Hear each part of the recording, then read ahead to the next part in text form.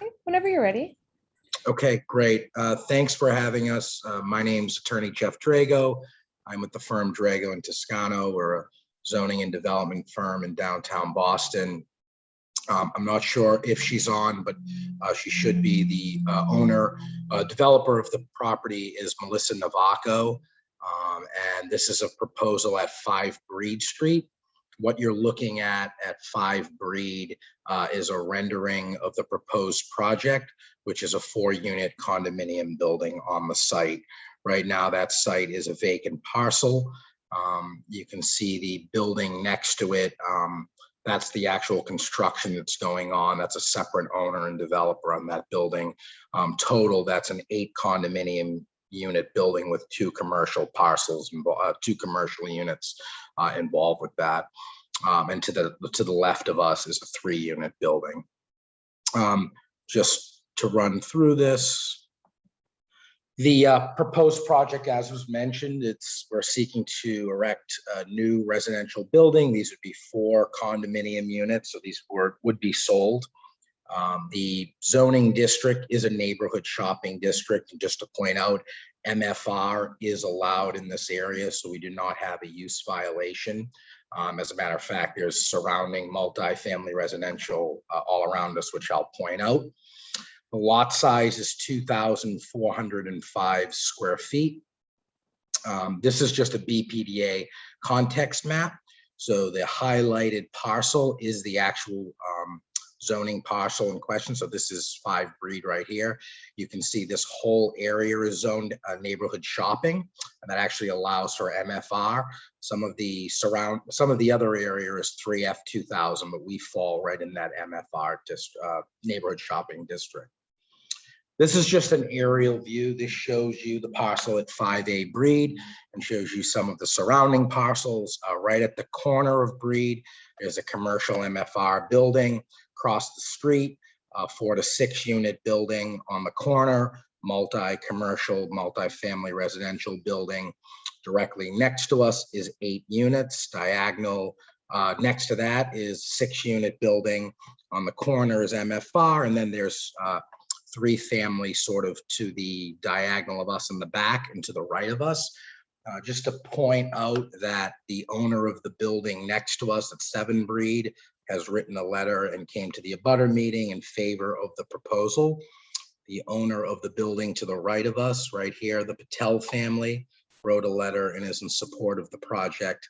And the owner of the lot, the empty parcel with the garages on it in the back, is in support and has written a letter. And then the MFR building diagonal has written a letter of support as well.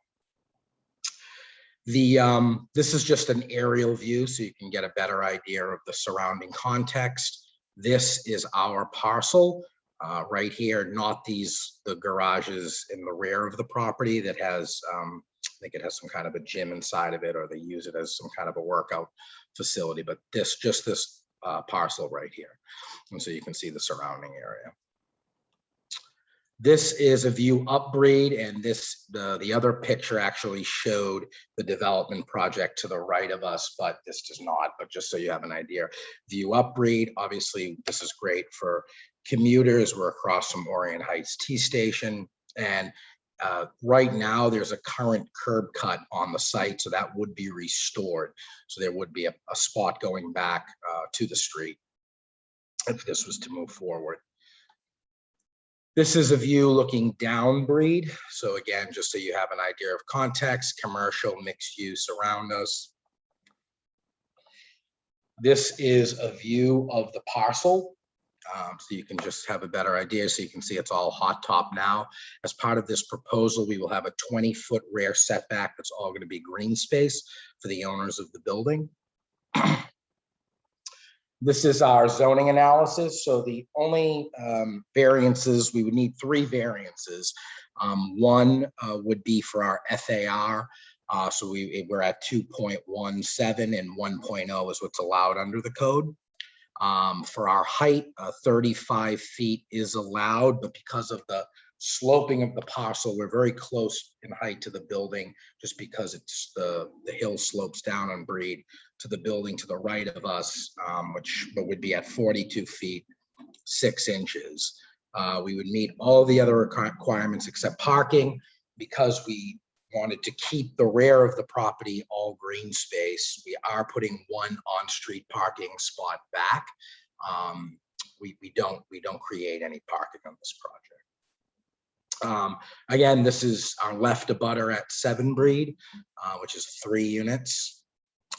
This is across the street, so this is 10-12 Breed, and that's 4 to 6 units. And Eric Zackerson is here as well. He's the architect on the project. He's with Context. This is the large multifamily mixed-use building that now, I believe, was approved for cannabis establishment as well underneath, and the apartments above. This is the building at 21 Ford on the corner of Breed that's mixed use. And this is the building on the corner behind us. So this is diagonal, and that's 4 to 6 units. That's 1024 Bennington, and then there's 3s on the other side. Just getting into the plot plan so you can see right here the context of the building. So we would have a 3-foot passageway setback on the left-hand side. And then we have all of this back area is going to be all of our green space. And as we go, so these are family-sized units. These are 3-bedroom units, and we know we hear that a lot in the community, that folks want to see more family-sized units. So these are all roughly about 1,150, 1,200 square feet units. Correct, Eric? I think that's accurate. Yeah, that's correct. They're about 1,150 to 1,140, 1,150 square feet. And so this is the first floor. So this would be an ADA accessible unit. You would walk in right at the ground level. This is a 3-bedroom, 2-bath. As we go up to the second floor, this is also a 3-bed, 2-bath unit. And then when we get to the third and fourth level, those are bi-level units. So on the third floor, we would have 1 bedroom, 1 bath on the lower level for unit 3, and 1 bed, 1 bath on the lower level for unit 4. And then this would be the top floor. So this would be units 3 and 4, 2 bed and an additional bath. So those would all be 3-bedroom, 2-bath units. And then the top floor, we recessed back from the front of the building. So we pulled that back over 7 feet. So the massing is pushed back on the building. So less visible from, standing in front of the building, less massing on top. And then obviously you can see, so we have a front deck for some additional space for the top floor unit. We have the bump out look, sort of the, more of the mansard roof look. And these are our elevations on the front and our elevation on the back and side. And that concludes our presentation. We can answer any questions that anyone has.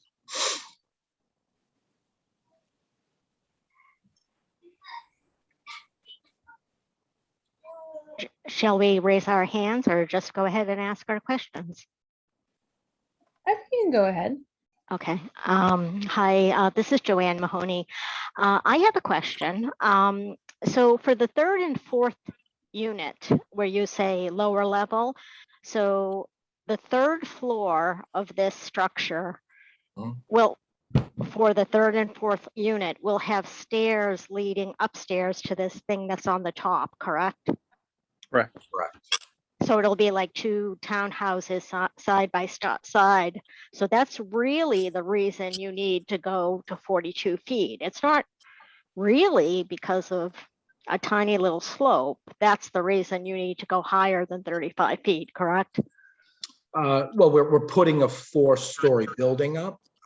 Again, these are larger units. So these are, to get larger family units, you do take up I space. understand. I understand that, but let what me I'm answer your getting, question. what I'm getting at is that thing on the top is really creating that extra height in the building. So it is creating extra height, but the building diagonal from us, the building on the corner from us, I mean, there are buildings this high. So it's not something unprecedented. I will say we pulled it back purposely in the front 7 feet. But the other thing we did, most of the newer buildings don't have as large of a green space in the back. So we purposely pulled the building in away from our rear abutters. So we are, to the closest buildings in the rear, we're 65 feet away. I see. Okay. yeah. I thought that was leading to my next question. So on this proposed building, which is a new build, there's no outdoor space per unit, correct? There is common outdoor space, which is exactly what you would want to have in a condo development. You wouldn't have Okay. All right. So this lot, as I understand it, had that garage, currently has that garage in the back that was a No, gym or something That's like not that. true. No, that's a separate lot. That's not our lot. So that's still going to remain there, the garage? It's not our lot. That's somebody else's property. How do they access that? From Antrim Street? Correct. I see. All righty. So, Okay. And and just, this is what it looks like now. Can you see it? Does that show up? Yep, we can see. Can you see it? So that's what it looks like now. That's where the garage is. It's this driveway that's the lot they're talking about. So let me pull up the picture so you can actually see it clearer. I just want to make sure. Yeah. This is the parcel right here. Right, I'm there. Well, No, I I mean, just, we're that's how looking it at shows. That's a driveway. we're looking at a ladder there. This is the driveway. Oh, I'm right? sorry. Right now, that parcel, right now, the current owner is renting it out, leasing it out so that the developer on the right can put up staging and construction materials so that they're not putting it in the street. Jeff, I have a question for you. Do you still represent the project on the Patel's project? No, that's already been developed. Right, but are you still their attorney or no? So I represent the Patel family in other Okay. matters, but that project is done. Right, but you represented them on that project, correct? Correct. Okay, I just wanted to clarify that.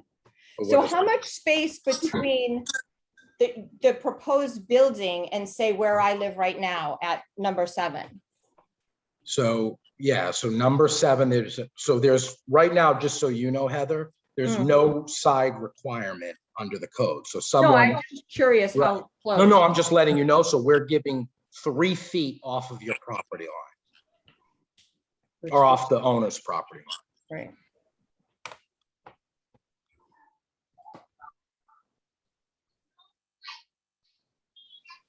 I have a question, if I may.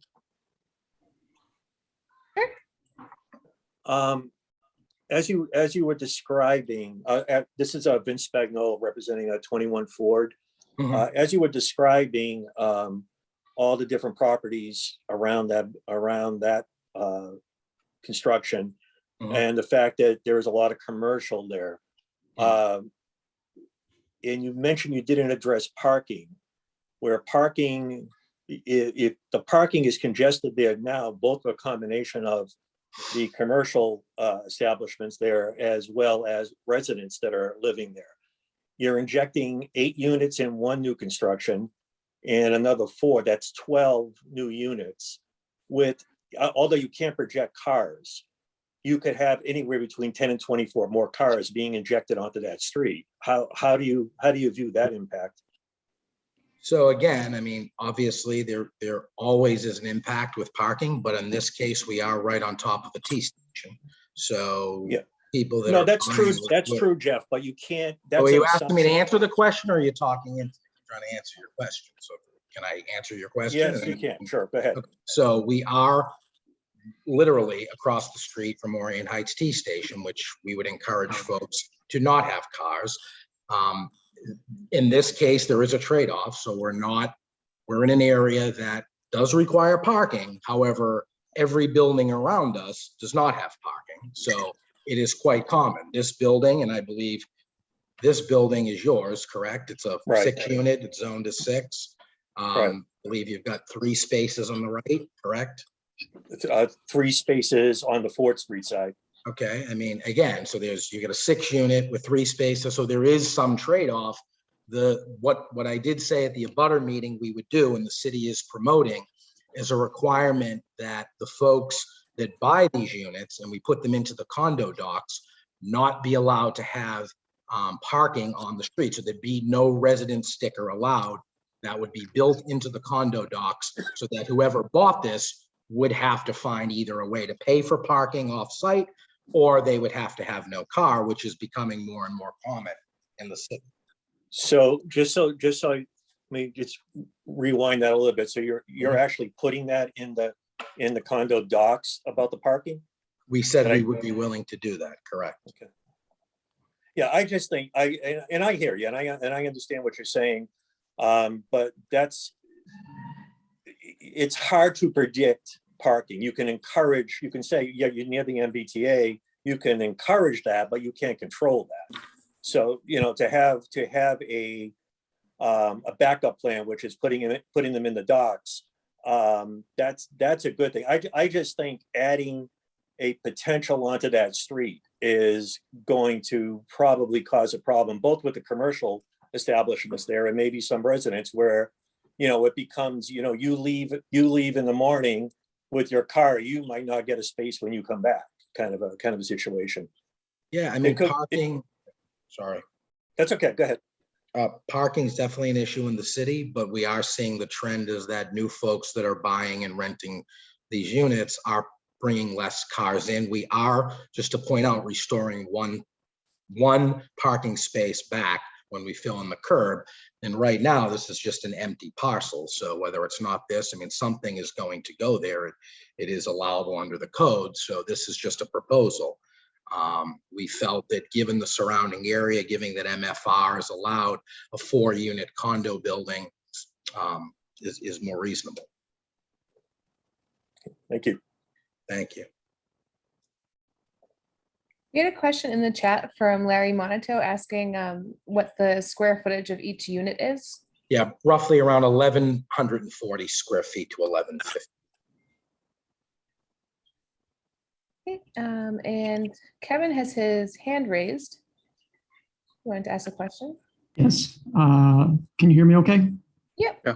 All right. Jeff, I had a question about the parking. I was at the abutters meeting the other day and Sure. mentioned that so part of the contract would be that residents who move into this location would not be permitted or encouraged, or they'd be encouraged to take the MBTA, and they wouldn't be granted resident stickers. Who is there? I guess I have 2 questions.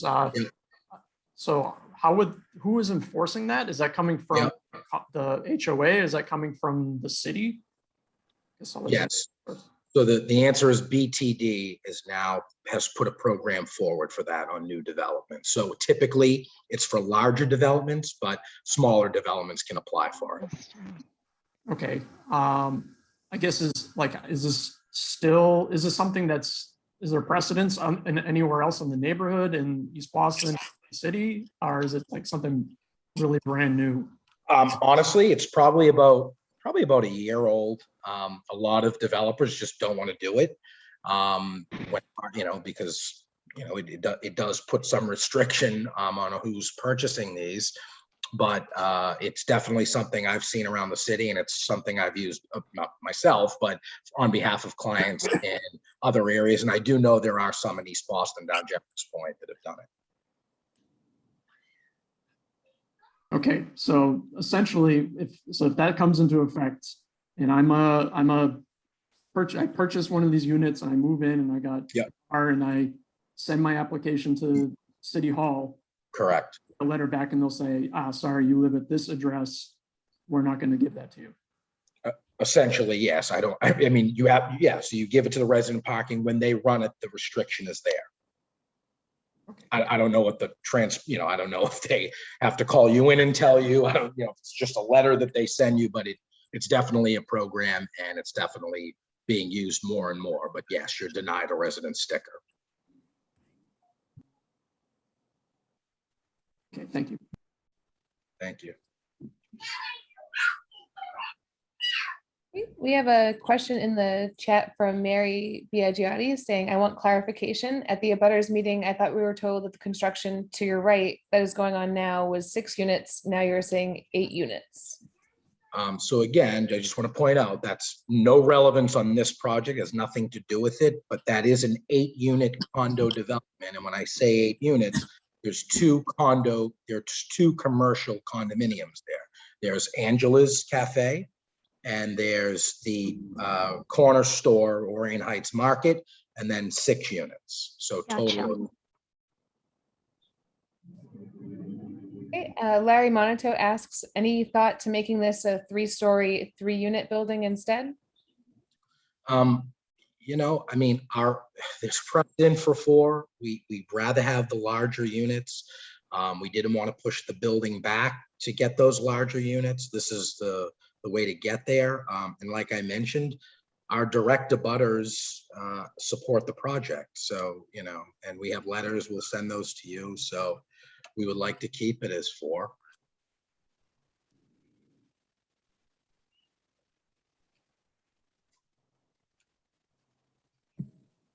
Hi, if it's all right for me to speak, I'd like to speak. I am in a butter. My name is Jane. I live on Antrim Street. In regards to Mr. Dragel's comment just then about the abutters, the gentleman who is selling the property, sold or has sold the property, his brother-in-law, just to give the information out, is the owner of number 7. This is just letting people know.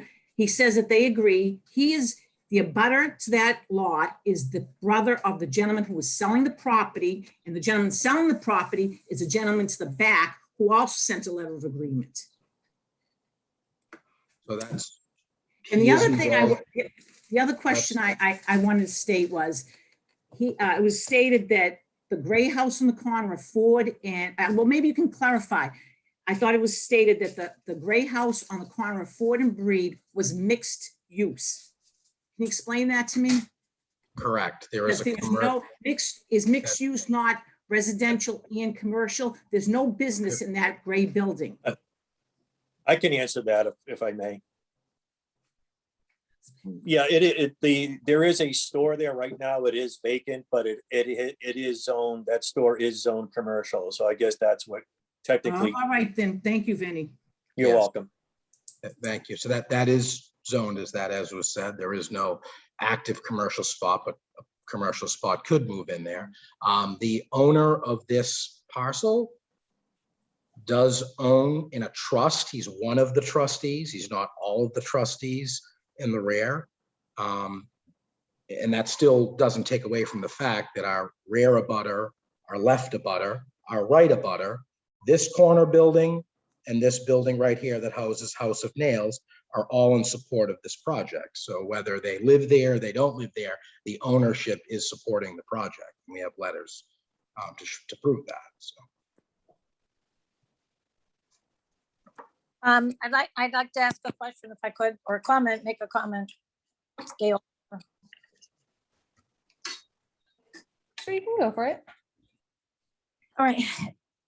Jeff, as you can see, putting up a 4-story is going to impact the residents, whether they support it or not, of the house as you're facing your proposed unit, the house on the left. All of those units are pretty much going to be in sort of darkness on the side there, not having any real light.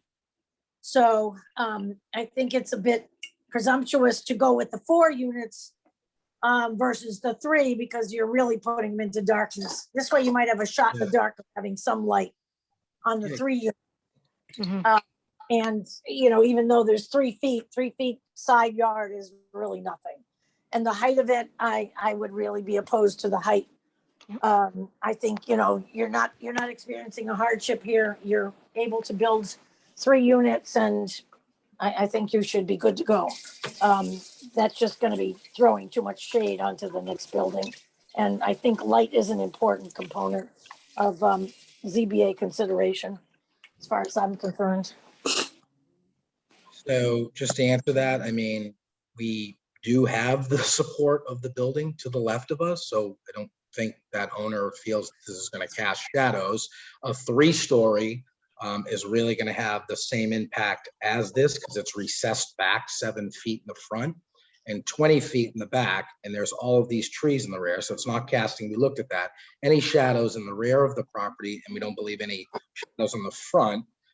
There are other 4-story buildings right at the corner that, I mean, that's not casting shadows on this building right here.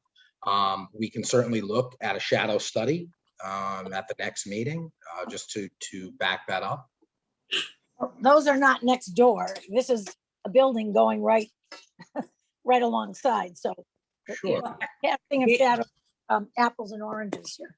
Gail, I'd like to clarify, those 2 trees, there is only 1 tree left there. The other 2 trees, the first 2 trees belong to me, and they have been cut down 2 years ago, just to clarify.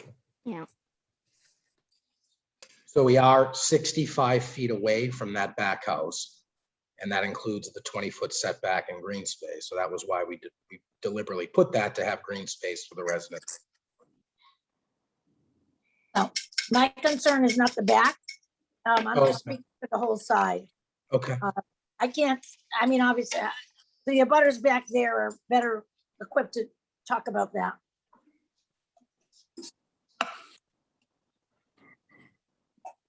Jeffrey, is that white building, I think that's 7, that's going to be to the left of the new construction, are those currently condos? I don't believe so. I don't know that. I don't have that information. It doesn't tell me that I don't know. No, they're not condos. Somebody's online that should speak up because she lives there. And I do not, I'm like 99.9% sure they're They're all not. rentals. They're all renters? Yep.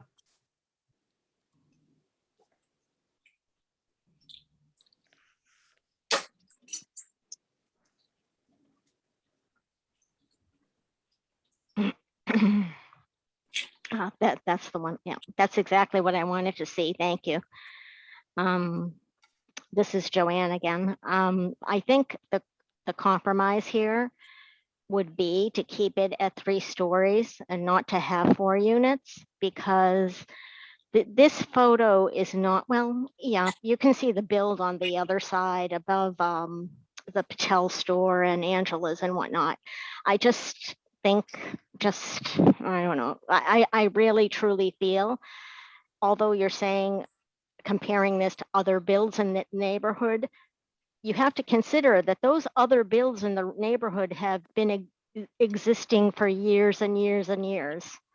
I grew up in this neighborhood and I remember all of these buildings. This is a totally new build. And I really think that there should be consideration of a compromise to have 3 units and not have that bump out. You would probably meet the height requirement easily without it. And I understand what you're saying about having support from your people at number 7 and behind and adjoining and all of this stuff. I get it. I understand that. But you also have other people in the community who are coming to this meeting and voicing their concerns. I'm voicing my concern to you, and others have voiced it to consider a compromise on a 3-unit building. Can I ask where your building is, just so I can see in context? I live on Layden Street. So you live on Layden, but you. Leyden, L-E-Y-D-E-N. No, I know where Layden Street is. I just. Yeah, okay. yeah. So I you're- live in a 2-story, single-family home. Okay. And I've walked by this house almost my entire life on the way to the T station going to high school. And now I'm going to be quite old, but you know, to me, to suck up every square inch of East Boston, you have to have some sort of consideration for the neighbors. Even though you have support, you also have opposition. So let's have a compromise. Your supporters won't go away, correct? So maybe you can have some compromise and have this be a good project instead of a project that is, you know, that is facing, you know, creating anxiety for people. That's all I'm saying. I'm just looking for a decent compromise. I appreciate your comments. I do also appreciate the comments of our direct abutters as well, who support the project. So, Trim stamp. May I say, this is Jane again. We were at a very good group of abutters were at online the other night. And unless someone speaks up, I got the opinion from, I felt as though the opinion of the group was they were willing, they liked the design of the building, but they wanted the fourth floor taken down off and they wanted parking addressed. Those were the two things that they were opposing the project. So I mean, if they can't compromise with that, then we oppose it. well, I guess you opposed it, but there were people on there that supported it. So I know 2 people from Antrim had concerns, but the other folks, and I'm not going to speak for Lena Triminelli, but we did have them down as supporting.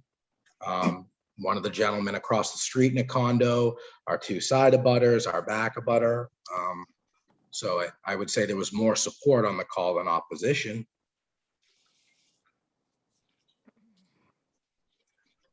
Were they renters or were they owners? Owners. Well, all you have to have is one abutter opposing it, for crying out loud. It's not necessarily a numbers game. I mean, it's. Well, no, but Gail, it was brought up. That's why I'm answering. So it was just said that the consensus was opposition. So I just. Well, and if you're impacting one abutter, I mean, that should be a consideration for anybody. I'm not disregarding the comments of those that had some concerns. I'm just saying if we were comparing support and opposition.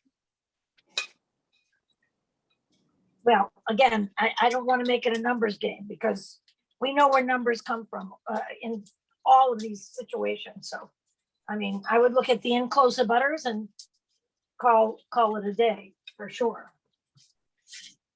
I'm sorry, I have a question. Is Eric the architect? Yes. Yeah, I Eric. am, yeah.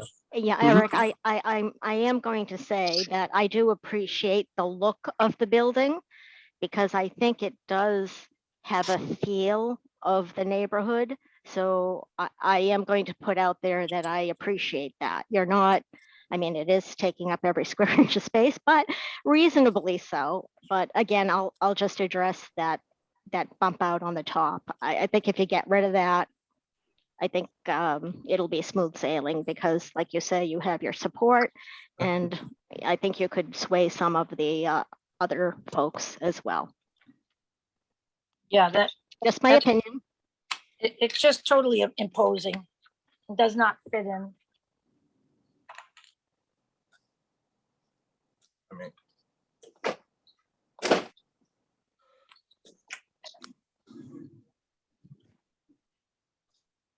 And I'm still curious about the person in the back that has that commercial space.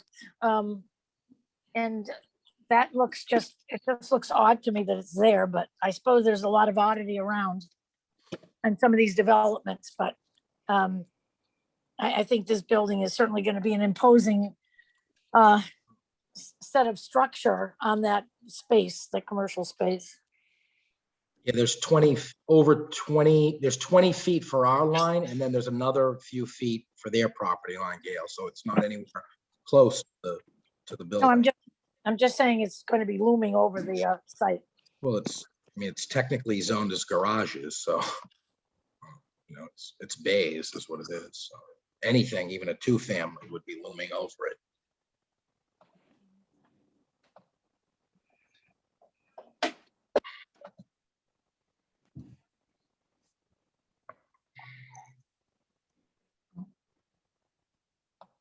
I don't think I have any more questions. How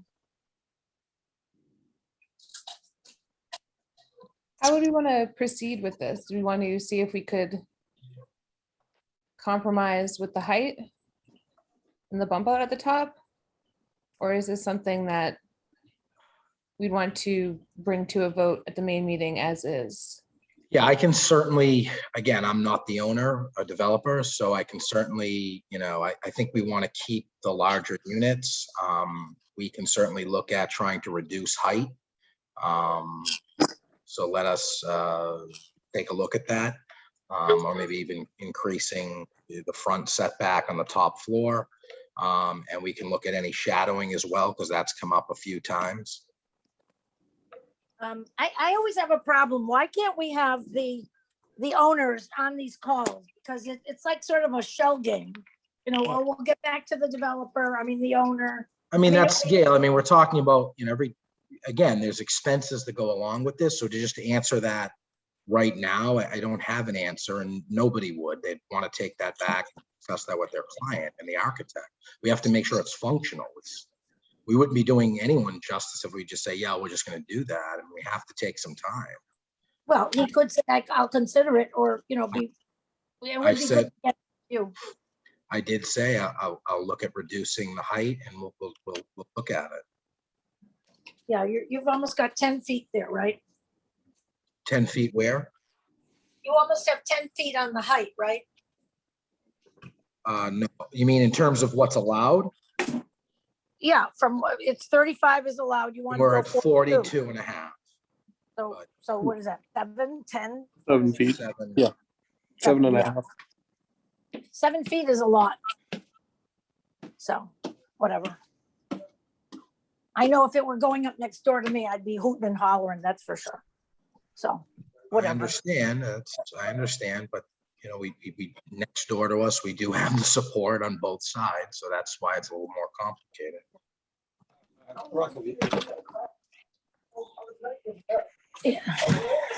Heather, you have your hand raised. Yeah, no, I live next door to it, so but I am not the property owner. The property owner is also, for number 7 is on the call, and I understand that they're supporting it, and that's fine, but it's so close. Everything is so tight now. There's already shadowing from Patel's building that went up, and there's like no breeze that comes in the windows now. Everything is going to be super tight. To have it be that super tight and 3 feet apart, and then that tall, it feels mammoth when they're that close together. It's not like it's that much taller and there's space between the buildings. There's really no space. 3 feet is like nothing between the buildings. Yeah. So just so you know, the zoning code in this district requires narrow side lot line. So it's not, we didn't write the code. It's so even if someone else had purchased it, they could build something right up to the lot line. No, of course, and the zoning code isn't always, no one's always right. It's just trying to get it right. No, for the I neighborhood, understand.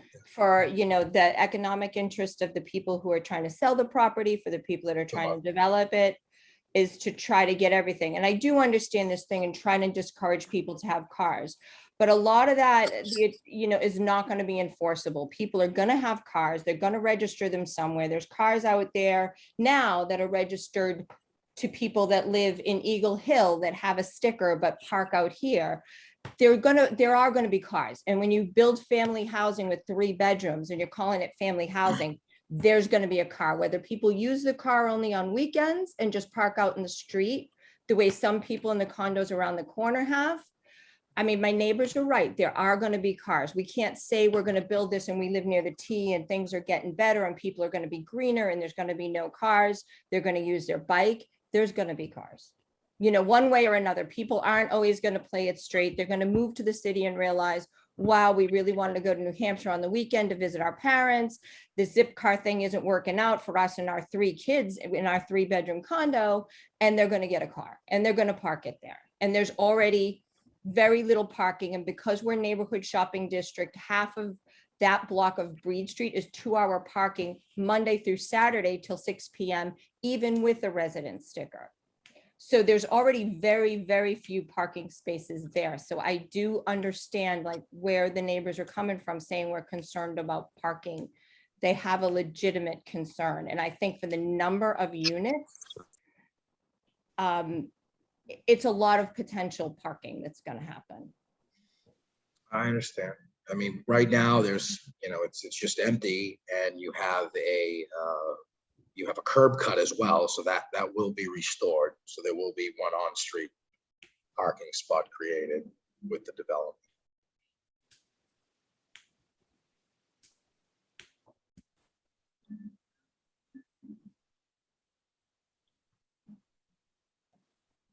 Does anyone else have any additional feedback or questions?